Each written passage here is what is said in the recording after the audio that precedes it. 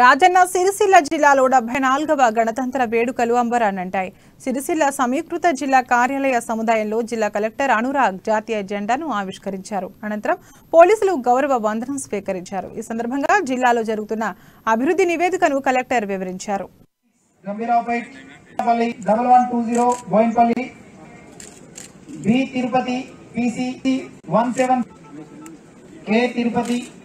HC 2411 CCS 56 CCS She team communication ARSI DAR HC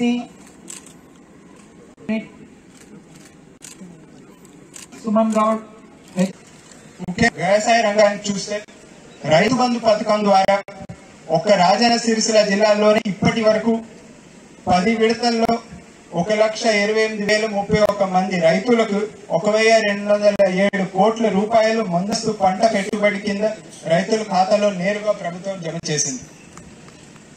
రైతులకు సుస్థిర ఆదాయం రావాలి, మెరుగ్గా బ్రతకాలి అనే ఉద్దేశంతో తెలంగాణలో ఆయిల్ పామ్ సాగు ప్రభుత్వం చాలా ప్రోత్సహిస్తోంది. రైతులు తమ పంట ఉత్పత్తులను నిల్వ ఉంచుకోవడం కోసం ప్రభుత్వం పెద్ద ఎత్తున గోదాము నిర్మాణం చేపట్టింది. 1,476 మంది వివిధ కారణాల్లో అకాల మరణం చెందిన వారు వారసులకు 73,80,00,000 బీమా రైతు బీమా క్లస్టర్ల పరిధిలో రైతు వేదికలు ప్రభుత్వం నిర్మించింది.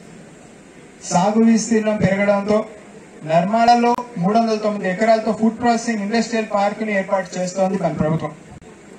వేములవాడ మండలం నాంపల్లి దగ్గర డెక్కన్ అగ్రి రిసోర్సెస్ లిమిటెడ్ ద్వారా 35 ఎకరాల్లో ఇథనాల్ డిస్టిలేట్ ప్లాంట్ ని కూడా ఏర్పాటు చేయడం ప్రభుత్వం సన్నద్ధం అవుతోంది.